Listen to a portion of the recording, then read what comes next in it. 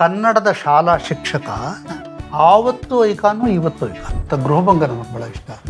ನಾನು ಚಿಕ್ಕಂದಲ್ಲೇ ತಳವಾರ ಅನ್ನೋ ಹಳ್ಳಿಲಿ ಕಳೆದೆ. ಅದೇ ಥರದ ಹಳ್ಳಿ ಅವ್ರದ್ದು. ಹಾಸನದಲ್ಲಿ ಒಂದು ಚಿಕ್ಕ ಹಳ್ಳಿ. ಕನ್ನಡದ ಮಕ್ಕಳೆಲ್ಲ ಒಂದಾಗಿ ಬನ್ನಿ, ಕನ್ನಡದ ಮಕ್ಕಳೆಲ್ಲ ಒಂದಾಗಿ ಬನ್ನಿ, ತಾಯ್ನಾಡ ಜಯ ಭೇರಿ ನಾವಾದವೆನ್ನಿ. ಆಗ ಅನಂತನಾಗು ಮಲ್ಲೇಶ್ವರದಲ್ಲಿ ಎಲೆಕ್ಷನ್ ನಿಲ್ಸುತ್ತಿದ್ರು. ಸುಂದರರಾಜ ಬಸವನಗುಡಿಯಲ್ಲಿ ನಿಲ್ಸುತ್ತಿದ್ದ. ಎಲ್ಲ ಸೋತವರ ಕಥೆಯನ್ನ ಗೆಲ್ಲಿಸಿದ್ವಿ ನಾವು ರಾಷ್ಟ್ರ ಪ್ರಶಸ್ತಿ. ಭೂತಯ್ಯನ ಮಗ ಗೋರು ರಾಮಸ್ವಾಮಿ ಕಥೆ ಬರೆದಿರೋದು. ಅವರು ಇನ್ನೊಬ್ಬ ದೊಡ್ಡ ಅದ್ಭುತವಾದ ರೈಟರ್ ಅವರು.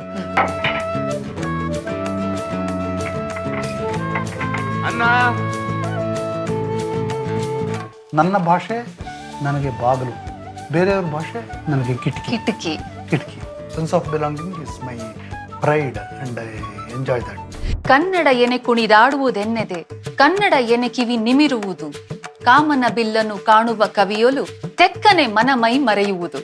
ನಮಸ್ಕಾರ, ಇದು 100ಕ್ಕೆ 100 ಕರ್ನಾಟಕ. ನಾನು ವರ್ಷಾ ರಾಮಚಂದ್ರ.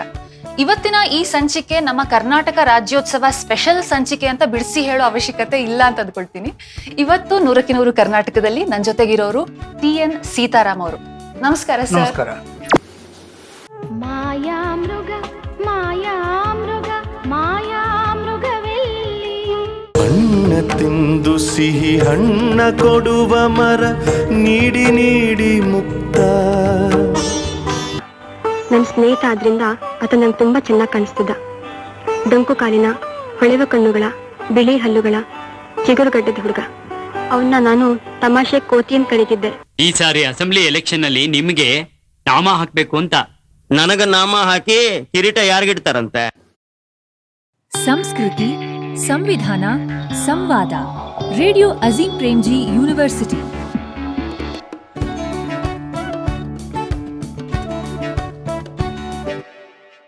ಈಗ ಈ ಕಾರ್ಯಕ್ರಮಕ್ಕೆ ಯಾರು ಅತಿಥಿ ಅಂತ ನಾನು ಯೋಚನೆ ಮಾಡಿದಾಗ ನನಗೆ ಮೊದಲನೇ ಹೆಸರೇ ನಿಮ್ದು ಬಂದಿದ್ದು. ಯಾಕೆಂದ್ರೆ ಬಹುಶಃ ನನ್ನ ಜನರೇಷನ್ನಿಗೆ ನಾವೊಂದು ಕನ್ನಡದ ಐಕಾನ್ ಅಂತ ಅಂದಾಗ ನಿಮ್ಮ ಹೆಸರು ಬರುತ್ತೆ. ಸಂಕೋಚ ಹುಟ್ಟಿಸ್ತಾ ಇದ್ರಿ. ಇಲ್ಲ, ಅಲ್ಲಿ ಸತ್ಯ ಹೇಳ್ತಿರೋದು ನಾನು. ಆದ್ರೆ ನಾನು ನಿಮ್ಮನ್ನ ಕೇಳೋದಾದ್ರೆ, ನೀವು ಕಂಡ ಹಾಗೆ ನಮ್ಮ ಕರ್ನಾಟಕದ ಒಂದಿಷ್ಟು ಐಕಾನ್ಗಳು, ಒಂದು 5 ಐಕಾನ್ ಅಂತ 5 ಹೇಳೋದು ಬಹಳ ಕಷ್ಟ ಇದೆ. ಆದ್ರೆ ನಿಮಗೆ ಬಹಳ ಮುಖ್ಯವಾಗಿ ಕಾಣುವಂತಹ ಒಂದಿಷ್ಟು ಜನರು ಯಾರು ಅಂತ ನೀವು ಹೇಳ್ತೀರಿ? ಕನ್ನಡದ ಐಕಾನ್ ಅಂತ ಹೇಳೋದು ನನಗೆ ಪ್ರಪ್ರಥಮವಾಗಿ ಕನ್ನಡವನ್ನ ಯಾರು ನಮ್ಮ ಮನಸ್ಸಿನಲ್ಲಿ ಕನ್ನಡ ಅನಿಸಿದ್ರೋ ಅವರು. ಕನ್ನಡದ ಶಾಲಾ ಶಿಕ್ಷಕ ಆವತ್ತು ಐಕಾನು ಇವತ್ತು ಐಕಾನು. ಖಂಡಿತ. ಕನ್ನಡದಲ್ಲ ನಮಗೆ ಮೊಟ್ಟ ಮೊದಲುಗಳು ಪಾಠಗಳು ಹೇಳಿದ್ರಲ್ಲ, ತಾಯೇ ಬಾರ ಮಗವತೋರ ಕನ್ನಡಿಗರ ಮಾತೆಯಿಂದ ಹಿಡಿದು ನಾಗರ ಹಾವೆ ಹಾವಳು ಹೂವೆ ಬಾಗೆಲ ಬೆಲದಲ್ಲಿ ನಿನ್ನಯ ಟಾವೆ ಮೂಡುವನು ಈ ಥರದ್ದನ್ನೆಲ್ಲ ಮೇಷ್ಟ್ರುಗಳು ಎಷ್ಟು ಸೊಗಸಾಗಿ ಆಗ ಅರ್ಥ ಹೇಳ್ತಾ ಇದ್ರು ಅಂದ್ರೆ ಚಿಕ್ಕ ಮಕ್ಕಳ ಮನಸ್ಸಲ್ಲಿ ಕನ್ನಡ ಉಳಿದೋಯ್ತು. ಮೇಷ್ಟ್ರುಗಳೇ ಹೆಚ್ಚಾಗಿ ಮೇಷ್ಟ್ರುಗಳು ಕನ್ನಡದ ಫಸ್ಟ್ ಐಕಾನ್ ಅಂತ ನಾನು ತಗೊಳ್ತೀನಿ. ಎರಡನೇವರು ಡಾಕ್ಟರ್ ರಾಜ್ಕುಮಾರ್ ಅಂತ ಹೇಳ್ತೀನಿ. ಡಾಕ್ಟರ್ ರಾಜ್ಕುಮಾರ್ ಅವರು ಬರೀ ಸಿನಿಮಾಗಳಲ್ಲ, ಅವರ ಇಡೀ ವ್ಯಕ್ತಿತ್ವವೇ ಕನ್ನಡದ ಎಂಬಾಡಿಮೆಂಟ್ ಅಂತ ಹೇಳಿ. ನಾವಾಡುವ ನುಡಿಯೇ ಕನ್ನಡ ನುಡಿ, ಚಿನ್ನದ ನುಡಿ, ಸಿರಿಗನ್ನಡ ನುಡಿ. ಹೇಗೆಂದ್ರೆ ನೋಡಿ, ಕನ್ನಡಿಗರಿಗೆ ಒಂದು ಹೆಸರಿದೆ, ಅವರು ಸೌಜನ್ಯಶೀಲರು ಅಂತ. ಖಂಡಿತ. ರಾಜ್ಕುಮಾರ್ ಅವರು ಏನೇ ಪತ್ರ ಮಾಡ್ಲಿ ಅವ್ರು ಸೌಜನ್ಯಶೀಲ, ವಿನಯಮೂರ್ತಿ ಅವರು. ವಿನಯಮೂರ್ತಿ ಅಲ್ವಾ? ಎಲ್ಲರ ನಿಮ್ಮದು ಆತ್ಮೀಯತೆ. ನಮ್ಮ ಯಾರೋ ನಮ್ಗೆ ದೊಡ್ಡಣ್ಣ ಒಬ್ಬ ಕೂತ್ಕೊಂಡು ಏನೋ ಹೇಳ್ತಾ ಇದ್ದಂಗೆ, ನಾವೆಲ್ಲ ಪ್ರೀತಿಯಿಂದ ಕೇಳ್ತಾ ಇದ್ದ ಹಾಗೆ ಅವರ ಅಭಿನಯ, ಅವರ ಭಕ್ತಿ ತಗೊಂಡ್ರೆ ಭಕ್ತ ಕನಕದಾಸ, ಬಾಗಿಲನ್ನು ತೆರೆದು ಸೇವೆಯನ್ನು ಕೊಡೋ ಹರಿಯೇ ಅಂತ ಹಾಡುಗಳು ನಮಗೆ ಎಷ್ಟು ಇದಾಗೋಯ್ತು. ಬಾಗಿಲನ್ನು ತೆರೆದು ಸೇವೆಯನ್ನು ಕೊಡೋ ಹರಿಯೇ, ಬಾಗಿಲನ್ನು ತೆರೆದು ಸೇವೆಯನ್ನು ಕೊಡೋ ಹರಿಯೇ, ಕೂಗಿದರು ಧ್ವನಿ ಕೇಳಲಿಲ್ಲ. ನೀರು ಬರುತ್ತೆ ನಂಗೆ ಪ್ರತಿ ಸತಿ ಹಾಡು ಕೇಳಿದಾಗಲೂ. ಅದು ಒಂದು ಹಾಡಿನ ಮಹತ್ವ ಇರ್ಬೋದು, ಆಮೇಲೆ ಅವ್ರ ಅಭಿನಯನೂ ಇರ್ಬೋದು. ಹೌದು, ಅವ್ರು ಮಾಡಿದ ಪುರಂದರದಾಸರು, ರಾಜ್ಕುಮಾರ್ ಅವರು ಮಾಡಿದ್ದು ಇವೆಲ್ಲಾನು ಕನ್ನಡದ ನಮ್ಮ ಮೇಲಿನ ಅದಕ್ಕೆ ಆಕರ್ಷಣೆ ಜೊತೆಗೆ ಒಂದು ಪ್ಯಾಷನ್ ಆಗೋದಕ್ಕೆ ಶುರುವಾಯಿತು. ನಮಗೊಂದು ಭಾವನಾತ್ಮಕ ಸಂಬಂಧ ಬೆಳೆಯೋದಕ್ಕೆ ಶುರುವಾಯಿತು. ರಾಜ್ಕುಮಾರ್ ಅವರಂತೂ ಎಷ್ಟು ಪ್ರಭಾವಿಸಿಬಿಟ್ರು ಅಂದರೆ, ಇಡೀ ಗೋಕಾಕ್ ಚಳವಳಿನ ಅವ್ರು ಮುಂದಕ್ಕೆ ತಗೊಂಡು ಹೋಗ್ಬಿಡ್ತಾರೆ. ಅವ್ರು ಬಂದ ಮೇಲೆ ಗೋಕಾಕ್ ಚಳವಳಿಗೆ ಒಂದು ಹೊಸ ಆಯಾಮ ಬಂದ್ಬಿಡ್ತಾರೆ ರಾಜ್ಕುಮಾರ್ ಬಂದಾಗ. ನಿಜ. ಆ ಥರದ ಇದರಲ್ಲಿ ಕನ್ನಡದ ಮಹತ್ವವನ್ನ ಹೆಚ್ಚು ಮಾಡಿದವರು, ನಮಗೆ ಕನ್ನಡದ ಒಂದು ಅಭಿವ್ಯಕ್ತಿನೇ ಅಲ್ಲಿದೆ ಅಂತ ಅನ್ಸಿದ್ದು ರಾಜ್ಕುಮಾರ್ ಅವರ ಸಿನಿಮಾಗಳು ನೋಡಿದಾಗ. ಹಾಗಾಗಿ ಅವರೊಬ್ಬ ದೊಡ್ಡ ಐಕಾನ್ ಅಂತ ನಾನು ಅವ್ರನ್ನ ಹೇಳ್ತೇನೆ. ಹಾಗೆ ಆಗ ಗುಬ್ಬಿ ವೀರಣ್ಣವರ ನಾಟಕಗಳು ನಮ್ಮ ಚಿಕ್ಕಂದಿನಲ್ಲಿ ಎಲ್ಲ ಕಡೆ ಬರ್ತಾ ಇದ್ವು. ಅಲ್ಲಿ ಕನ್ನಡ ಮಾತಾಡೋರು, ಹೌದು. ಅದರೊಳಗೆ ಎಲ್ಲ ನಾಟಕಗಳು ಕನ್ನಡ. ಆ ಗುಬ್ಬಿ ವೀರಣ್ಣವ್ರ ಥಿಯೇಟ್ರ್ಗಳು ಕಟ್ಟೋರೆಲ್ಲ ಊರುಗಳಲ್ಲೂ. ಅವರು ಹೋದ ಮೇಲೆ ಆ ಥಿಯೇಟ್ರ್ ಬೇರೆ ಬಂದು ನಾಟಕ ಆಡೋರು. ಆ ನಾಟಕಗಳ ಮೂಲಕ ನಿಮಗೆ ನಾಟಕ ಒಂದು ಆಕರ್ಷಣೆ. ಖಂಡಿತ. ಕನ್ನಡಕ್ಕೆ ವರ್ಷಕ್ಕೆ 3-4 ಸಿನಿಮಾಗಳು ಬರ್ತಾ ಇದ್ದ ಕಾಲ ನಾನು ಹೇಳ್ತಾ ಇದ್ದೀನಿ. ಆಗ 40-50 ನಾಟಕಗಳು ಬರ್ತಾ ಇತ್ತು. ಹಾಗಾಗಿ ಕನ್ನಡ ಹೆಚ್ಚು ಕಿವಿಗೆ ಬೀಳೋಕೆ ಶುರುವಾಯಿತು. ಅದರಿಂದ ಜೀವಂತವಾಗ್ತಾ ಹೋಯಿತು. ಹಳ್ಳಿಗಳನ್ನು ಕೊಳ್ಳೆ ಹೊಡುವ ಪಕ್ಕ ಕಳ್ಳರು ಇವರು ಡೊಳ್ಳು ಹೊಟ್ಟೆ ಹೋಲುವರ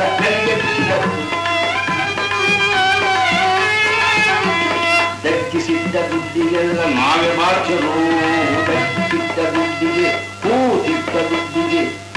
ಪಾಟೀಲ್ ಪುಟ್ಟಪ್ಪನವರು ಇದರಲ್ಲಿ ಕನ್ನಡದ ಇದನ್ನ ಹೇಗೆ ತಗೊಂಡು ಹೋದ್ರು ಅಂದ್ರೆ, ಒಂದು ಕನ್ನಡದ ಪ್ರಜ್ಞೆಯನ್ನು ಬೆಳೆಸ್ತಾ ಹೋದರು ಪಾಟೀಲ್ ಪುಟ್ಟಪ್ಪನವರು, ಬಸವರಾಜ ಕಟ್ಟಿಮನೆಯವರು, ಆಗ ಅಲ್ಲಿದ್ದ ಎಲ್ಲರೂ ಸಿದ್ದವನಹಳ್ಳಿ ಕೃಷ್ಣ ಶರ್ಮರು, ಇವರು ಎಲ್ಲರೂ ಒಂದು ಇದನ್ನ ಬೆಳೆಸ್ತಾ ಹೋದ್ರು ಕನ್ನಡದ ಇದನ್ನ. DVG ಒಬ್ರು ಐಕಾನ್ ಅಂತ ಹೇಳ್ತೀನಿ ನಾನು. DVG ಇನ್ನೊಬ್ರು ಕುವೆಂಪು ಅಂತ ಹೇಳ್ತೇನೆ. ಶಿವರಾಮ್ ಕಾರಂತರೊಬ್ರು. ಧಾರವಾಡದಲ್ಲಿ ಬರೀತಾ ಇದ್ದಂಥ ಕಟ್ಟಿಮನಿಯವರು, ಬಸವರಾಜ ಕಟ್ಟಿಮನಿಯವರು. ನಾನು ಇನ್ನೊಬ್ರು ತೇಜಸ್ವಿ ಅಂತ ಹೇಳ್ತೀನಿ. ನಾನೊಂದು 10 ಜನ ಹೇಳ್ತೀನಿ, 5 ಜನ ಕೇಳ್ತೀನಿ.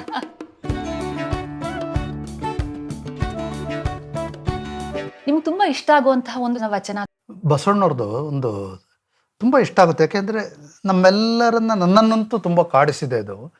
ಕಾಲಲ್ಲಿ ಕಟ್ಟಿದ ಗುಂಡು, ಕೊರಳಲ್ಲಿ ಕಟ್ಟಿದ ಬೆಂಡು, ತೇಲಲೀಯದು ಗುಂಡು, ಮುಳುಗಲೀಯದು ಬೆಂಡು, ಇಂತಿಪ್ಪ ಸಂಸಾರ ಶರದಿಯನ್ನು ದಾಂಟಿಸೋ ಕಾಲಾಂತಕನೆ ಕೂಡಲ ಸಂಗಮ ದೇವ. ನಮ್ಮ ಬದುಕೆಲ್ಲ ಹಾಗೆ ಇರುತ್ತಲ್ಲ. ಹೌದು, ಬಹಳ ಕಾಡಿಸುವಂತಹ ಒಂದು ವಚನ. ಮುಳುಗೋಕ್ಕಾಗಲ್ಲ, ತೇಲಕ್ಕಾಗಲ್ಲ, ತೇಲೋಕ್ಕಾಗಲ್ಲ, ಈ ಸಂಸಾರ ಶರದಿನ ದಾಟಲೇಬೇಕು.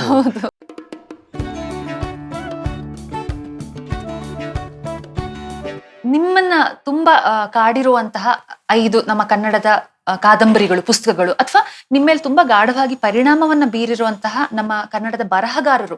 ಕಾದಂಬರಿಗಳು ಹೇಳೋದಾದ್ರೆ, ನನಗೆ ತುಂಬಾ ಕಾಡಿದ್ದ ಮಲೆಗಳಲ್ಲಿ ಮದುಮಗಳು, ಪುಟ್ಟಪ್ಪನವ್ರ ಮಲೆಗಳಲ್ಲಿ ಮದುಮಗಳು. 2ನೇದು, 3ನೇದು, 4ನೇದು ತೇಜಸ್ವಿ ಅವ್ರದ್ದು, Chidambara Rahasya, Carvalho, dare devil Mustafa. Tejaswi is my all time favourite. ನನ್ನ ಹೀರೋ ತೇಜಸ್ವಿ ಇವತ್ತು ಆಶ್ಚರ್ಯಕರವಾಗಿ ಎಲ್ಲ ಕನ್ನಡದವ್ರಿಗೂ ಒಬ್ರು ಬಹಳ ಪ್ರಿಯರು. ಹೌದು ಹೌದು. ಅವರ ತಮಾಷೆ, ಅವ್ರ ಬದುಕನ್ನು ನೋಡ್ತಾ ಇದ್ದಂತ ರೀತಿ, ಅವರದು ತಬರನ್ ಕತೆ ಸಿನಿಮಾ ನಮ್ಮ ಗಿರೀಶ್ ಕಾಸರವಳ್ಳಿ ಮಾಡಿದ್ದಾರೆ. ಆ ತಬರನ್ ಕತೆ ಬರೀತಾರೆ. ನಾವೆಲ್ಲಗಳು ಬರ್ತಾ ಗೃಹಭಂಗ ನಮಗೆ ಬಹಳ ಇಷ್ಟ. ಅದು ನಮ್ಮೂರನ್ನ ತರವೆ. ನಾನು ಚಿಕ್ಕಂದಲ್ಲೇ ತಳವಾರ ಅನ್ನೋ ಹಳ್ಳಿಲಿ ಕಳೆದೆ. ಅದೇ ಥರದ ಹಳ್ಳಿ ಅವ್ರದ್ದು. ಭೈರಪ್ಪನವ್ರ ಹಾಸನದಲ್ಲಿ ಒಂದು ಚಿಕ್ಕ ಹಳ್ಳಿ, ತುಮಕೂರಿನ ಕಡೆ ಭಾಗದಲ್ಲಿ. ಅವ್ರ ತಾಯಿ ನಮ್ಮ ತಾಯಿ ಒಂದೇ ಥರ ಇದ್ದು, ಅವ್ರ ತಾಯಿ. ಆಮೇಲೆ ಅವ್ರು ಅನುಭವಿಸ್ತಾರೆ ಬೆಳಗಿನ ಜಾವ ರಾಗಿ ಬೀಸೋದು, ನಮ್ಮೂರಲ್ಲಿ ಯಾರೋ ಇನ್ಯಾರ್ದೋ ಇವೆಲ್ಲರ ಸೇರಿ ಇದು ಮಾಡೋದು, ಮದುವೆಗಳು, ಮನೇಲಿ ಮಕ್ಕಳುಗಳು, ಹೆಣ್ಮಕ್ಳು ಯಾವ ಥರ ಮಾತಾಡ್ತಾರೆ, ಗಂಡು ಮಕ್ಳು ಯಾವ ಥರ, ಒಬ್ರಿಗೊಬ್ಬರು ಅಂತಃಕರಣ ಅನ್ನೋದಿರುತ್ತೆ ನೋಡಿ. ಅಂತಃಕರಣ ಬದುಕಿನ ಒಂದು ಇದರ ಅವಿಭಾಜ್ಯ ಗುಂಡ. ಕಾಠಿಣ್ಯ ಮತ್ತು ಅಂತಃಕರಣ ಅಂತ 2 ಚೆನ್ನಾಗಿ ಹೇಳಿದ್ರಿ ಅಲ್ವಾ. ಕಾಠಿಣ್ಯ, ಅಂತಃಕರಣ 2 ಬದುಕಿನ ಅವಿಭಾಜ್ಯ ಅಂಗಗಳು. ನಮ್ಗೆ ಅಂತಃಕರಣ ಜಾಸ್ತಿ ಬೇಕಾಗಿರುತ್ತೆ. ಕಾಠಿಣ್ಯವನ್ನು ನೋಡ್ತಾ ಇರ್ತೀವಿ, ಕಾಠಿಣ್ಯವನ್ನು ಅನುಭವಿಸ್ತಾ ಇರ್ತೀವಿ, ಅಂತಃಕರಣಕ್ಕಾಗಿ ಹಾತುರಿತಾ ಇರ್ತೀವಿ. ಆ ಥರದ ನಾವೆಲ್ಗಳು ನನಗೆ ಬಹಳ ಇಷ್ಟ ಆಗುತ್ತೆ. ಹಾಗೆ ನನಗೆ ಸರ್ವಮಂಗಳ ಬಹಳ ಇಷ್ಟ. ಚದುರಂಗರದ್ದು, ಸುಬ್ರಹ್ಮಣ್ಯ ರಾಜೇರಸ್, ಶಿವರಾಮ್ ಕಾರಂತರು ಆಲ್ ಟೈಮ್ ಫೇವರೇಟ್. ಅವ್ರದ್ದು ಆಳ ನಿರಾಳ ಇಂದ ಹಿಡಿದು ಮುಗಿದ ಯುದ್ಧ ಎಲ್ಲರಿಗಿಂತ ನನಗೆ ಎಲ್ಲದಕ್ಕಿಂತ ತುಂಬ ಇಷ್ಟ. ಬೆಟ್ಟದ ಜೀವ ತುಂಬಾ ಇಷ್ಟ ಆಗೋದು. ಲಂಕೇಶ್ವರ ಮುಸ್ಸಂಜೆ ಏಕತಾ ಪ್ರಸಂಗ ಬಹಳ ಇಷ್ಟ. ಕವಿ ಸಿದ್ಲಿಂಗಯ್ಯನವರು, ಕವಿ ಸಿದ್ಲಿಂಗಯ್ಯನವರು ಇಕ್ರಲ್ಲ ಅವದಿರಲ್ಲ, ಒಂದು ವರ್ಗಕ್ಕಾದ ಅನ್ಯಾಯದ ಬಗ್ಗೆ ಅವರು ಸಿಡಿದಿದ್ದು ಬರೀತಾರೆ. ಸಿದ್ಲಿಂಗಯ್ಯನವರು ಅವರಿರ್ಬೋದು, ದೇವನೂರು ಮಹಾದೇವ ಬರೆದಂತ ಕುಸುಮ ಬಾಲೆ, ಶಿಕಾರಿ, ಚಿತ್ತಾಲರ ಶಿಕಾರಿ, ಪುರುಷೋತ್ತಮ, ಆಮೇಲೆ ಗಂಗವ್ವ ಗಂಗಾಮಾಯಿ, ಶಂಕರ ಮುಕಾಶಿ ಪುಣೇಕರ ಬರೆದಿರೋದು. ಚಂದ್ರಶೇಖರ್ ಕಂಬಾರದು ಅರಮನೆ, ಸಿಂಗಾರವ್ವ ಮತ್ತು ಅರಮನೆ. ಆಮೇಲೆ ಗುರುಪ್ರಸಾದ್ ಕಂಟ್ಲಗಿರಿ ಅಂತ ಇತ್ತೀಚೆಗೆ ಒಂದು ಬರೆದಿದ್ದಾರೆ, ಅಟ್ರಾಸಿಟಿ ಅಂತ. ನನಗೆ ತುಂಬಾ ಇಷ್ಟ ಆಯ್ತು. ಇವೆಲ್ಲಾನು ಕನ್ನಡಕ್ಕೆ ಇನ್ನೊಂದು ಆಯಾಮನ ಕೊಡ್ತಾ ಹೋದ್ವು. ಹಾಗಾಗಿ ಕನ್ನಡ ಹೆಚ್ಚು ವಿಸ್ತಾರ ಪಡಿತಾ ಹೋಯಿತು. ಅನೇಕವನ್ನು ಓದ್ದೆ ಬಿಟ್ಟಿರ್ಬೋದು ನಾನು. ಹಾ. ಅದರಿಂದ ಮಿಸ್ ಆಗಿರುತ್ತೆ, ಅದೇನು miss ಸಹಜ ಆಗಿರುತ್ತೆ. ಅದು, ಸಹಜ. ಹಾಗಾಗಿ ಯಾಕೆ ಇವ್ರದ್ದು ಯಾಕೆ ಹೇಳಿಲ್ಲ ಅಂತ ಅನೇಕ ಕೇಳ್ಬೋದು. ಈ ರಾಜ್ಯೋತ್ಸವದ ಇನ್ನೊಂದು ವಿಶೇಷ ಅಂದರೆ ಇದೇ ವರ್ಷದಲ್ಲೇ ಕನ್ನಡಕ್ಕೆ ಮೊದಲ ಬೂಕರ್ ಪ್ರಶಸ್ತಿ ಬಂದದ್ದು ಬಾನು ಮುಷ್ತಾಕ್ ಮತ್ತು ದೀಪಾ ಬಸ್ತಿ ಅವರಿಗೆ.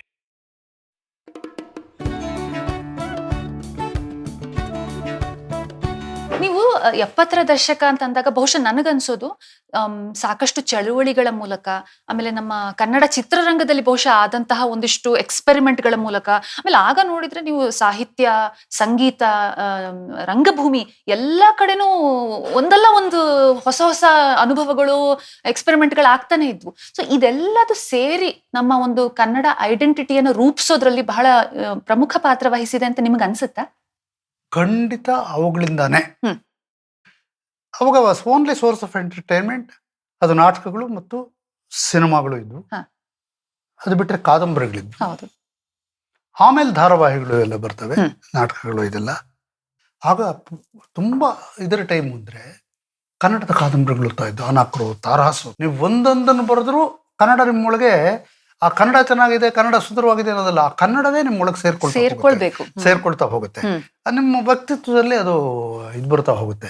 ಕವನಗಳನ್ನ ಸಿನಿಮಾಗಳಲ್ಲಿ ತಗೊಳಕ್ ಶುರು ಮಾಡ್ತಾರೆ. ಇದರಲ್ಲಿ ಅತ್ಯಂತ ಹೆಚ್ಚು ಕುವೆಂಪು ದೋಣಿ ಸಾಗಲಿ ಮುಂದೆ ಹೋಗಲಿ ಮಾಡ್ತಾರೆ ಮಿಸ್ ಲೀಲಾವತಿ ಸಿನಿಮಾದಲ್ಲಿ. ದೋಣಿ ಸಾಗಲಿ ಮುಂದೆ ಹೋಗಲಿ ದೂರ ತೀರವ ಸೇರಲಿ ಬೀಸುಗಾಳಿಗೆ ಬೀಳು ತೇಳುವ ತೆರೆಯ ಮೀಗಡೆ ಹಾರಲಿ. ಕವನಗಳು, ಕವಿಗಳು ನಮ್ಮೊಳಗೆ ಸೇರೋಕೆ ಶುರು ಮಾಡಿದ್ರು.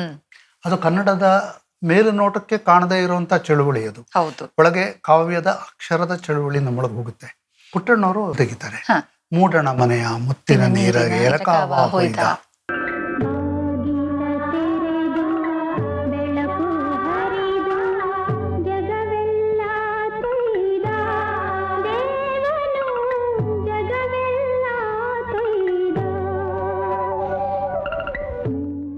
ಇನ್ನೊಂದು ನಾನು ಕೆಲಸ ಮಾಡಿದ್ದು ಮಾನಸ್ ಸರೋವರ. ಇವರಿಗೆ ಮಾನಸ್ ಸರೋವರದಲ್ಲಿ ಸರ್ ಯಾವತ್ತು ಪುಟ್ಟ ನನ್ನ ಸೀತಾರಾಮ್ಜಿ ಅಂತ ಕರಿತಾ ಇದ್ರು. ಸೀತಾರಾಮ್ಜಿ ಯಾವ್ದು ಚೆನ್ನಾಗಿದೆ, ಒಂದು ಅವನಿಗೆ ಬೇಜಾರಾಗಿ ಹೋಗ್ಬಿಟ್ಟಿರ್ತದೆ. ಒಂದು ವೇದಾಂತಿ, ಒಂಥರ ಫಿಲಸಾಫಿಕಲ್ ಮೈಂಡ್ ಬಂದಿರ್ತಾನಂತೆ. ಶಿವರುದ್ರಪ್ಪನವ್ರದ್ದು ವೇದಾಂತಿ ಹೇಳಿದನು, ಒಂದೆಲ್ಲ ಮಣ್ಣು ಮಣ್ಣು ಅಂತ ಒಂದು ವೇದಾಂತಿ ಹೇಳಿದನು, ಹೊನ್ನೆಲ್ಲ ಮಣ್ಣು ಮಣ್ಣು, ಕವಿಯೊಬ್ಬ ಹಾಡಿದನು, ಮಣ್ಣೆಲ್ಲ ಹೊನ್ನು ಹೊನ್ನು. ಅವ್ರದ್ದೇ ಹಾಡು ಹಾಡು ಹಳೆಯದಾದರೇನು ಭಾವನವನ ವೀಣ.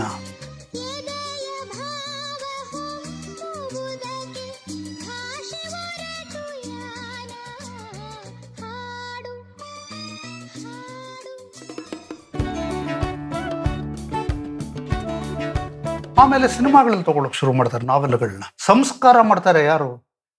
ಪಟ್ಟಾಭಿರಾಮ ರೆಡ್ಡಿ. ಅದರಲ್ಲಿ ಕನ್ನಡದ ಪ್ರತಿಯೊಬ್ಬರು ಇದ್ರಿ. ದಾಶರಥಿ ದೀಕ್ಷಿತ್, ಲಂಕೇಶು, ಅನಂತಮೂರ್ತಿ ಇವರು ಒಂದು ಇದರಲ್ಲಿ ಎಲ್ಲಾನು ಒಂದೊಂದು ಸಣ್ಣ ಸಣ್ಣ ಇದನ್ನ ಮಾಡ್ಕೊಂಡು ಅದನ್ನ ಮಾಡೋದು ಸಂಸ್ಕಾರ. ಕನ್ನಡಕ್ಕೆ ಮೊದಲ ಸ್ವರ್ಣ ಕಮಲ ಪ್ರಶಸ್ತಿ ತಂದು ಕೊಟ್ಟಿದ್ದು ಇದೇ ಸಂಸ್ಕಾರ.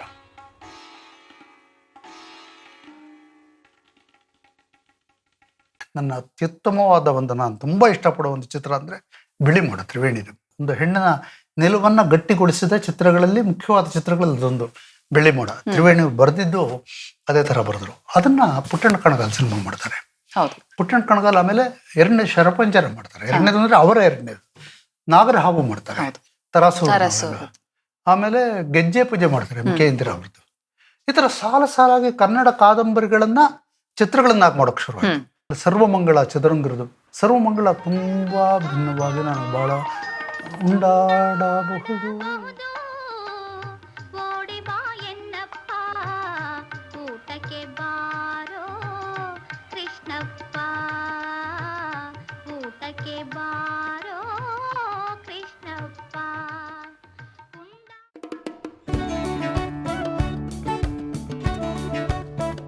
ಇಷ್ಟೆಲ್ಲ ಮಾತಾಡಿದ್ರಿ, ನಿಮ್ಗೆ ಸಂಗೀತದಲ್ಲಿ ತುಂಬಾ ಅಭಿರುಚಿ ಇದೆ, ಒಲವಿದೆ, ನೀವು ಹಾಡುಗಳನ್ನ ಬಹಳ ಇಷ್ಟಪಡ್ತೀರಿ ಅಂತ ಗೊತ್ತು. ನಿಮಗೆ ಇಷ್ಟ ಆಗುವಂತಹ, ನಿಮ್ಮನ್ನ ಕಾಡುವಂತಹ, ಅಥವಾ ನೀವು ಇವು ಬಹಳ ಮುಖ್ಯವಾದ ಒಂದಿಷ್ಟು ಗೀತೆಗಳು, ಚಲನಚಿತ್ರ ಗೀತೆಗಳಾಗಿರ್ಬೋದು ಅಥವಾ ಕವನಗಳಾಗಿರ್ಬೋದು, ಪದ್ಯಗಳಾಗಿರ್ಬೋದು, ಯಾವುದು ನಿಮಗೆ ಬಹಳ ಇಷ್ಟ ಆಗುವಂಥದ್ದು ಒಂದಿಷ್ಟು ಯಾವುದು? ನನ್ನ ಆಲ್ ಟೈಮ್ ಒಲವಿನ ಪ್ರಿಯಲತೆ, ಅವಳದೇ ಚಿಂತೆ ಅನ್ನೋದು ತುಂಬಾ ಇಷ್ಟ. ತಾಯಿ ಬಾರ ಮಗುವತವರ ಇಷ್ಟ. ಕಣ್ತೆರೆದ್ರು ಕನ್ನಡದ ಮಕ್ಕಳೆಲ್ಲ ಒಂದಾಗಿ ಬನ್ನಿ, ಒಂದು ತಾಯಿಯ ಮಡಿಲ ಮಕ್ಕಳೆನ್ನಿ, ಒಂದು ತಾಯಿಯ ನುಡಿಯ ನುಡಿವೆನ್ನಿ, ಒಂದು ತಾಯಿಯ ಮಡಿಲ ಮಕ್ಕಳೆನ್ನಿ, ಒಂದು ತಾಯಿಯ ನುಡಿಯ ನುಡಿವೆನ್ನಿ, ಕೀಳು ನಾವೆಂಬವರ ಕಣ್ತೆರೆಯರೆನ್ನಿ, ಕೀಳು ನಾವೆಂಬುವರ ಕಣ್ತೆರೆಯರೆನ್ನಿ, ಬೀಳು ನಾವೆಂಬುವರ ಬಾಯ್ ಮುಚ್ಚ ಬನ್ನಿ, ಬೀಳು ನಾವೆಂಬುವರ ಬಾಯ್ ಮುಚ್ಚ ಬನ್ನಿ, ಕನ್ನಡದ ಮಕ್ಕಳೆಲ್ಲ ಒಂದಾಗಿ ಬನ್ನಿ, ತಾಯ್ನಾಡ ಜಯ ಭೇರಿ ನಾವಾದವೆನ್ನಿ. ಜಿ.ಕೆ. ವೆಂಕಟೇಶ್ ಬಹಳ ಗ್ರೇಟ್ ಸಿನಿಮಾ ಡೈರೆಕ್ಟರ್. ಹೌದು, ನಮ್ಮ ಲಂಕೇಶ್ ಮಿಶ್ರು ಬರೆದಂತ ಕೆಂಪಾದವು ಎಲ್ಲ ಕೆಂಪಾದವು ಕೆಂಪಾದವು ಒಂದು ಬರೀತಾರೆ ಲಂಕೇಶ್. ಹಸೂರಿದ್ದ ಗಿಡ ಮರ ಬೆಳ್ಳಗಿದ್ದ ಹೂವೆಲ್ಲ ನೆತ್ತರ ಕುಡಿದಂಗೆ ಕೆಂಪಾದವು. ನಾಗಾಭರಣ ಇಡೀ ಮೈಸೂರು ಮಲ್ಲಿಗೆ ಅಂತಾನೆ ಮಂದಿದ್ ಮಾಡಿದ್ರು ಅಲ್ವಾ? ಆ ಕವನ ಸಂಕಲನ ಇಟ್ಕೊಂಡು ಒಂದು ಚಲನಚಿತ್ರ ಮಾಡಿದ್ರು. ರಾಯರು ಬಂದರು ಮಾವನ ಮನೆಗೆ, ರಾತ್ರಿಯಾಗಿತ್ತು, ನಿಮೆ ಹರಸಿದ ಬಾನಿನ ನಡುವೆ ಚಂದಿರ ಬಂದಿತ್ತು, ತುಂಬಿದ ಚಂದಿರ ಬಂದಿತ್ತು, ರಾಯರು ಬಂದರು ಮಾವನ ಮನೆಗೆ, ರಾತ್ರಿಯಾಗಿತ್ತು, ಎಲ್ಲಾನು ಕೆ.ಎಸ್. ನರಸಿಂಹಸ್ವಾಮಿ ಅವ್ರ ಕವನಗಳು. ಚಂದಿರ ಬಂದಿತ್ತು, ತುಂಬಿದ ಚಂದಿರ ಬಂದಿತ್ತು. ಶಿಶುನಾಳ ಶರೀಫ್ರ ಬಗ್ಗೆ ಮಾಡಿದ್ರು. ಶಿಶುನಾಳ ಶರೀಫ್ರನ್ನ ಇವರು ಅಶ್ವತ್ತು ಕ್ಯಾಸೆಟ್ ತರ್ತಾರೆ. ಹೌದು, ಮೊದಲನೇದಾಗಿ ಶಿಶುನಾಳ ಶರೀಫ್ರನ್ನ ಹೆಚ್ಚಾಗಿ ಪರಿಚಯಿಸಿದವರು ಅಂತ ಲಂಕೇಶ್ ಒಂದು ಆರ್ಟಿಕಲ್ ಮಾಡ್ತಾರೆ ಅಶ್ವತ್ ಬಗ್ಗೆ. ಅದರ ನುಡಿಗಟ್ಟುಗಳು, ಉತ್ತರ ಕರ್ನಾಟಕದ ಹಾವೇರಿ ಹತ್ರ ಎಲ್ಲೋ ಅವರ ಹಳ್ಳಿ, ಹೌದು, ಅದರ ನುಡಿಗಟ್ಟುಗಳು, ಅದರ ಇದು ವೇದಾಂತ ಎಲ್ಲವನ್ನ ಶಿಶುನಾಳ ಶರೀಫ್ ಹೇಳ್ತಾರೆ. ಕೊಡಗನ ಕೋಳಿ ನುಂಗಿತ್ತ, ಕೊಡಗನ ಕೋಳಿ ನುಂಗಿತ್ತ, ನೋಡವ್ವ ತಂಗಿ ಕೊಡಗನ ಕೋಳಿ ನುಂಗಿತ್ತ.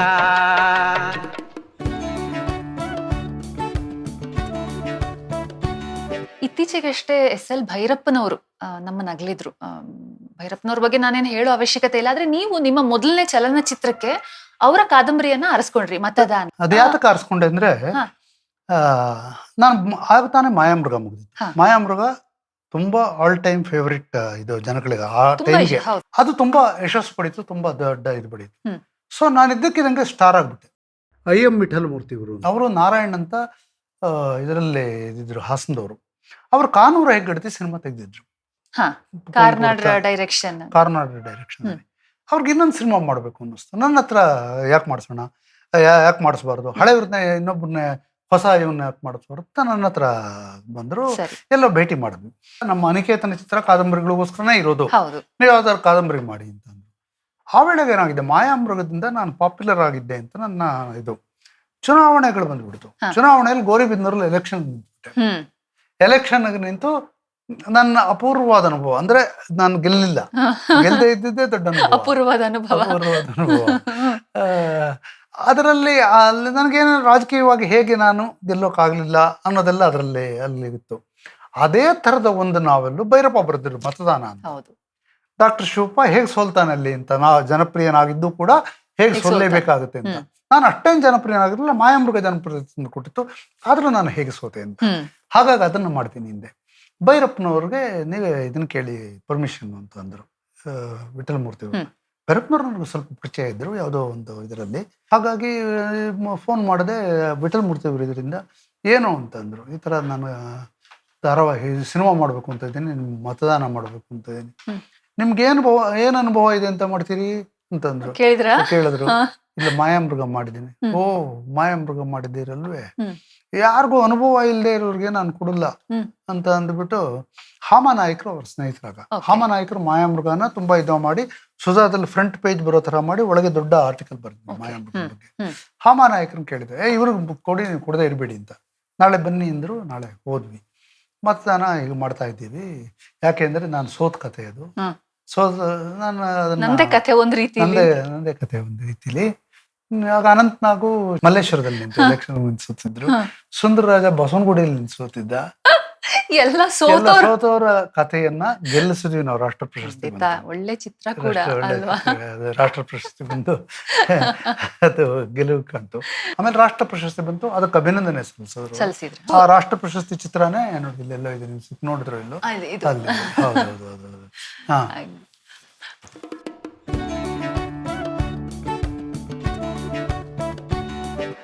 ನಾವು ಈಗ ರಾಜ್ಯೋತ್ಸವ, ನಮ್ಮ ಕನ್ನಡ ಐಡೆಂಟಿಟಿ ಇದನ್ನೆಲ್ಲ ಮಾತಾಡ್ತಾ 70ರ ದಶಕದಿಂದ ಇವತ್ತಿನ ತನಕ ಸಾಕಷ್ಟು ಬದಲಾವಣೆಗಳಾಗಿದ್ದಾವೆ ಸಮಾಜದಲ್ಲಿ, ನಾವು ಯೋಚನೆ ಮಾಡೋ ರೀತಿಯಲ್ಲಿ.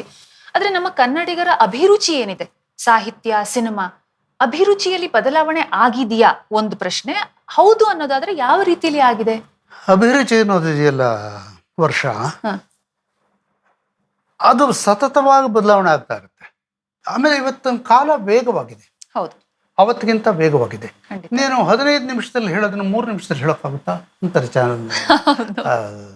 3 ನಿಮಿಷದಲ್ಲಿ ಹೇಳ್ಬೇಕು ಅಂದ್ರೆ ಜನ ಎಷ್ಟು ಧಾವಂತದಲ್ಲಿ ಬದುಕ್ತಾ ಇದ್ದಾರೆ ಅಂದ್ರೆ ಪೇಷನ್ಸ್ ಕಮ್ಮಿ ಆಗಿದೆ. 7 ನಿಮಿಷದ ಮೇಲೆ ಯಾವುದನ್ನು ನೋಡಲ್ಲ, ನೀವೇನ್ ಮಾಡಿದ್ರು 7 ನಿಮಿಷದಲ್ಲಿ ನೋಡಿ ಅಂತ ಹೇಳುವಂತ ಒಂದು ಥಿಯರಿ ಬಂದಿದೆ.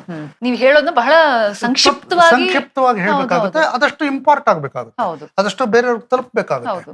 ಆಡಿಯನ್ಸ್ ಅಭಿರುಚಿಗೆ ಸರಿಯಾಗಿ ನಾನು ಹೇಳ್ಬೇಕಾ, ನನ್ನ ಅಭಿರುಚಿಗೆ ಸರಿಯಾಗಿ ಆಡಿಯನ್ಸ್ ನೋಡ್ಬೇಕಾ ಅನ್ನೋ ಬದಲಾವಣೆ ಸತತವಾಗಿರುತ್ತೆ. ಅದು ಕನ್ನಡಕ್ಕೆ ಮಾತ್ರ ಅಲ್ಲ, ಇಲ್ಲಿ ಭಾರತದ ಮಾತ್ರ ಅಲ್ಲ, ಇದು ಗ್ಲೋಬಲ್ ಫಿನಾಮಿನಾ. ಯಾವಾಗಲೂ ಅದು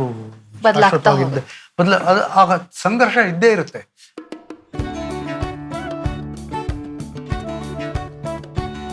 ತುಂಬಾ ನಿಮ್ಗೆ ಇಷ್ಟ ಆಗಿರುವಂತಹ ಒಂದು 5 ಚಿತ್ರಗಳು ನೀವು ಸಜೆಸ್ಟ್ ಮಾಡುವಂಥದ್ದು, ನೋಡಿ ಈ ತರ ಚಿತ್ರಗಳಿದಾವೆ, ಬಹಳ ಸುಂದರವಾದ ಚಿತ್ರಗಳು. ಒಳ್ಳೆ ತಂದೆ ಅಲ್ಲ, 5 ಸಿನಿಮಾಗಳು ಅಂದ್ರೆ ನನಗೆ 1000 ಸಿನಿಮಾಗಳು ಇಷ್ಟ. ಕನ್ನಡದಲ್ಲಂತೂ 100 ಸಿನಿಮಾಗಳು ಖಂಡಿತ ತುಂಬಾ ಇಷ್ಟ ಆಗುತ್ತೆ. ಅಂದ್ರೆ ಟಾಪ್ ಆಫ್ ದ ಮೈಂಡ್ ಯಾರು ಕೇಳಿದ ತಕ್ಷಣ ನಿಮಗೆ ಹೇಳ್ತೀನಿ. ಆತರ ತುಂಬಾ ನಾನು ಚಿಕ್ಕವನಾಗಿದ್ದಾಗ ನಾನು ಸ್ಕೂಲ್ ಮಾಸ್ಟರ್, ಸ್ವಾಮಿ ದೇವನೇ ಲೋಕಪಾಲನೆ, ಸ್ಕೂಲ್ ಮಾಸ್ಟರ್, ಅದ್ರಲ್ಲಿ ಒಬ್ಬ ಆದರ್ಶ ಶಿಕ್ಷಕ ನನಗೆ ಯಾವಾಗಲೂ ಆದರ್ಶ. ಎರಡನೇದು ಭೂತಯ್ಯನ ಮಗ, ಬಹಳ ಇಷ್ಟ, ಅದು ಬಹಳ ಇಷ್ಟವಾದ ಚಿತ್ರ. ಭೂತಯ್ಯನ ಮಗ ಗೋರು ರಾಮಸ್ವಾಮಿ ಅಯ್ಯಂಗಾರ್ ಅವರ ಕತೆ ಬರೆದಿರೋದು. ಅವರು ಇನ್ನೊಬ್ಬ ದೊಡ್ಡ ಅದ್ಭುತವಾದ ರೈಟರ್ ಅವರು. ಅವರ ಒಂದು ಸಣ್ಣ ತಮಾಷೆ ಜೊತೆ ಇದನ್ನೆಲ್ಲ ಸೇರಿಸಿ ಅದ್ರಲ್ಲಿ ಹೌದು ಹಾಸ್ಯ ಎಷ್ಟು ಚೆನ್ನಾಗಿದೆ ಅಂತಂದ್ರೆ ಅಲ್ವಾ, ಒಂದ್ ಸಣ್ಣ ಊರಲ್ಲಿ ಹಳ್ಳಿಯಲ್ಲಿ ನಡೆಯುವಂತಹ ಪಾಲಿಟಿಕ್ಸ್, ಒಬ್ರಿಗೊಬ್ರು ವೈಷಮ್ಯ ಗಲಾಟೆಗಳು, ಆಮೇಲೆಲ್ಲ ನೆರೆ ಬಂದು ಎಲ್ಲ ಮತ್ತೆ ಹೇಗೆ ಗ್ರಾಮ ಭಾರತ, ಅವ್ರು ಒಟ್ಟಾಗೋದು ಹೇಗೆ, ಮನುಷ್ಯರ ಸಂಬಂಧ ಹೇಗೆ, ಒಬ್ರನ್ನೊಬ್ರು ಮಾಡಿ ಇಷ್ಟಪಡದೇ ಇರೋದು ಹೇಗೆ, ಅವರೇ ಇಷ್ಟಪಡೋದು ಹೇಗೆ, ಈ ತರದ್ದು ಒಂದು ಸಿದ್ಲಿಂಗ ಏನಾದ್ರು ಮಾಡಿದ್ರಲ್ಲ, ಅತ್ಯುತ್ತಮ ಚಿತ್ರದಲ್ಲಿ. ಊಟ ಆಯ್ತಾ? ಕಾಣೋದಿಲ್ವಾ ಬೋರ್ಡು? ಫುಲ್ ಊಟ ಎಷ್ಟು? 2 ರೂಪಾಯಿ. 2 ರೂಪಾಯ ಕೊಡಿ. 4 ಟಿಕೆಟ್ಗೆ 8 ರೂಪಾಯಿ. ಊಟ ಮಾಡೋದು ನಾನು ಒಬ್ನೇ, ಅವ್ರದೆಲ್ಲ ಊಟ ಆಗೈತೆ, ಸುಮ್ನೆ ಜೊತೆಲಿ ಮಾತಾಡಕ್ ಬಂದವ್ರೆ.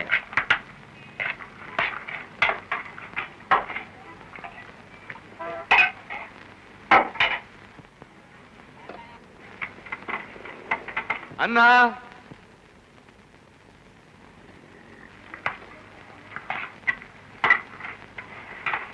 ಇನ್ನು ನಾನು ಬೆಳ್ಳಿ ಮೋಡ ಹೇಳ್ತೀನಿ. ಬೆಳ್ಳಿ ಮೋಡ ನೀವು ಎಷ್ಟು ಸತಿ ಈಗ ಆಲ್ರೆಡಿ ಮೆನ್ಷನ್ ಮಾಡಿದ್ರಿ, ನಂಗೆ ಅನ್ಸಿತ್ತು ಬಹುಶಃ. ಶರಪಂಜರ ಅವ್ರದ್ದೇ ಇದು.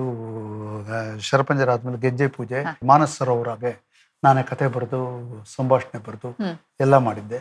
ರಾಜೇಂದ್ರ ಸಿಂಗ್ ಬಾಬು ನಿಮಗೆ ಗೊತ್ತಿದೆಯಲ್ಲೋ, ಅವರು ಮಾಡಿದ ಯಾವ ಸಿನಿಮಾನೂ ಬಾಕ್ಸ್ ಆಫೀಸ್ ಸುತ್ತಿಲ್ಲ. ಆದ್ರೆ ಪ್ರತಿಯೊಂದೂ ಒಂದಕ್ಕಿಂತ ಒಂದು ಭಿನ್ನವಾದ ಜಾನರ್, ಸಾಹಸದ ಅಂತಾದಂತ ಸ್ಟಂಟ್ ಫಿಲ್ಮ್ ಇಂದ ಹಿಡಿದು ಬಂಧನದಂತ ಎಮೋಷನಲ್ ಫಿಲ್ಮ್, ಮುತ್ತಿನ ಹಾರದಂತ ಒಂದು ಅದ್ಭುತವಾದ ಮಿಲಿಟರಿ, ಹಿಮಾಲಯ, ಇದು ಎಲ್ಲ ಇರುವಂತ ಯುದ್ಧದ ಭೀಕರವಾದ ಇದು, ಶತ್ರುಗಳು ಸರಿ ಹಿಡಿದರೆ ಹೇಗಿರುತ್ತೆ ಅನ್ನೋದು.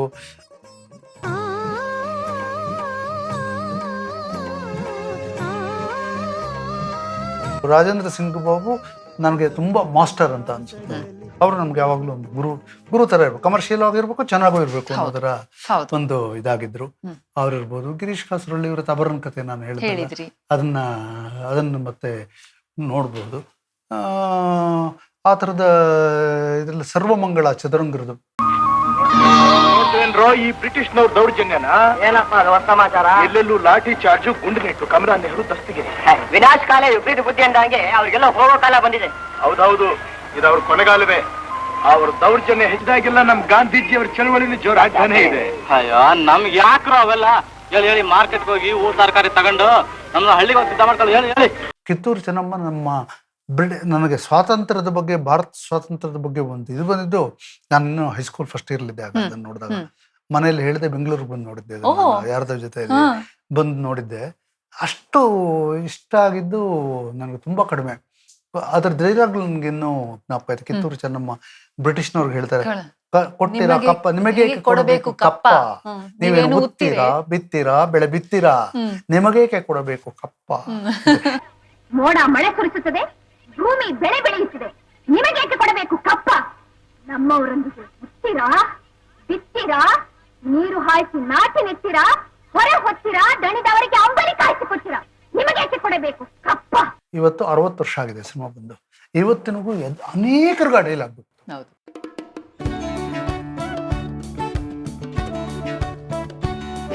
ನಾವು November 1 ಕರ್ನಾಟಕ ರಾಜ್ಯೋತ್ಸವ, ಕನ್ನಡ, ಇದೆಲ್ಲದರ ಚರ್ಚೆ ಮಾಡ್ತಾ ಇತ್ತೀಚಿನ ದಿನಗಳಲ್ಲಿ ಬೆಂಗಳೂರಲ್ಲಿ ಬಹುತೇಕ ಕನ್ನಡಿಗರಿಗೆ, ಕನ್ನಡೇತರರಿಗೆ ಒಂದಿಷ್ಟು ಕ್ಲಾಶಸ್ಗಳಾಗುವ ಘಟನೆಗಳು ಅಲ್ಲಲ್ಲಿ ಕೇಳಿ ಬರ್ತಾ ಇದ್ದಾವೆ.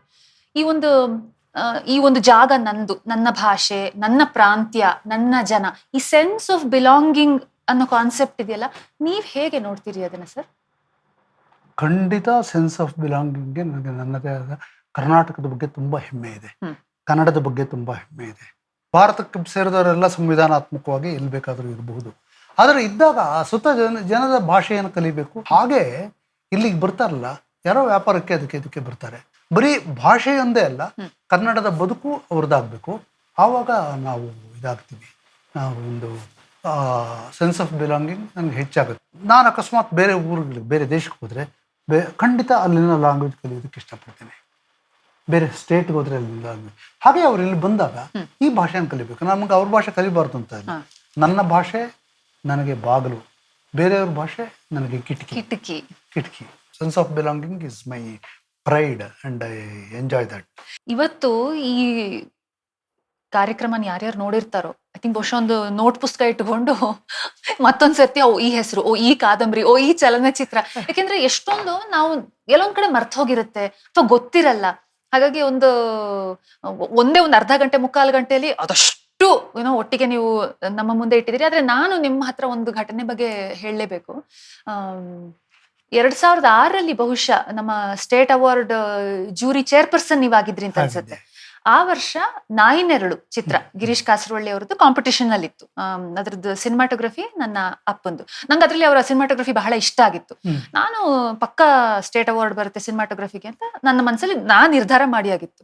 ನಂಗಿನ್ನು ಕ್ಲಿಯರ್ ಆಗಿ ನೆನಪಿದೆ. ನಾನು ಅವಾಗ ರೇಡಿಯೋ ಮಿರ್ಚಿಲ್ ಕೆಲಸ ಮಾಡ್ತಿದ್ದೆ. ಫೋನ್ ಮಾಡಿದ್ರಪ್ಪ ಸಂಜೆ, ನಂದು ಕಾರ್ಯಕ್ರಮ ಮುಗ್ದಿತ್ತು.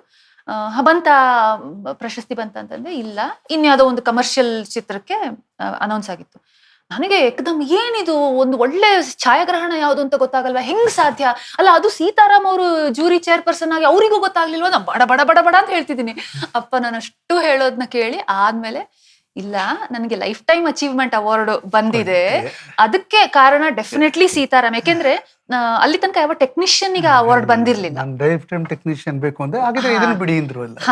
ಲೈಫ್ ಟೈಮ್ ಅಚೀವ್ಮೆಂಟ್ ಅವಾರ್ಡ್ ಯಾರಿಗೆ ಕೊಡ್ಬೇಕು ಅಂದ್ರೆ ಇವ್ರಿಗೆ ಕೊಡ್ಬೇಕು ಅಂತ ಬಂತು.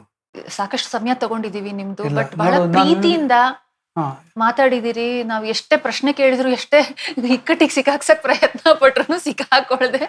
ಬಹಳ ಏನ್ ಗೊತ್ತಾ, ನಿಮ್ ಜೊತೆ ಕೂತ್ ಮಾತಾಡೋದು ಒಂದು, ಎಲ್ಲರಿಗೂ ಆ ಒಂದು ಅವಕಾಶ ಸಿಗಲ್ಲ. ಇನ್ನೊಂದು ತಿಳ್ಕೊಂಡಿರೋರ ಜೊತೆಗೆ ಕೂತ್ ಮಾತಾಡೋದಿದೆಯಲ್ಲ, ನಮ್ಮ ಅರಿವು, ನಮ್ಮ ಭಾಷೆ ಬಗ್ಗೆ ಪ್ರೀತಿ ಕೂಡ ಎಲ್ಲ ಒಂದ್ ಸ್ವಲ್ಪ ಮಟ್ಟಿಗೆ ಹೆಚ್ಚಾಗತ್ತೆ. ಅಂಡ್ ಅದೇ ಈ ಒಂದು 100ಕ್ಕೆ 100 ಕರ್ನಾಟಕ ಪ್ರಯತ್ನನು.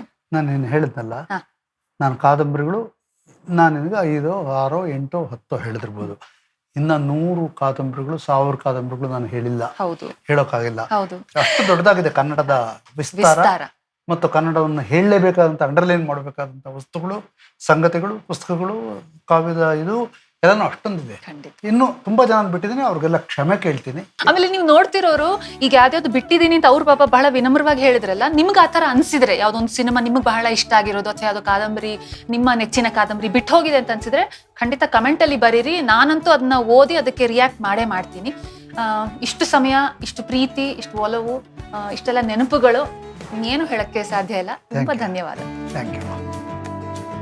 100ಕ್ಕೆ 100 ಕರ್ನಾಟಕದ ಬೇರೆ ಎಪಿಸೋಡ್ಗಳನ್ನ radio Azim Premji university YouTube ಚಾನೆಲ್ನಲ್ಲಿ ನೋಡಿ, ಜೊತೆಗೆ ಸಬ್ಸ್ಕ್ರೈಬು ಮಾಡಿ. ರೇಡಿಯೋ ಅಜೀಂ ಪ್ರೇಮ್ಜಿ ಯೂನಿವರ್ಸಿಟಿ, ಸಂಸ್ಕೃತಿ, ಸಂವಿಧಾನ, ಸಂವಾದ.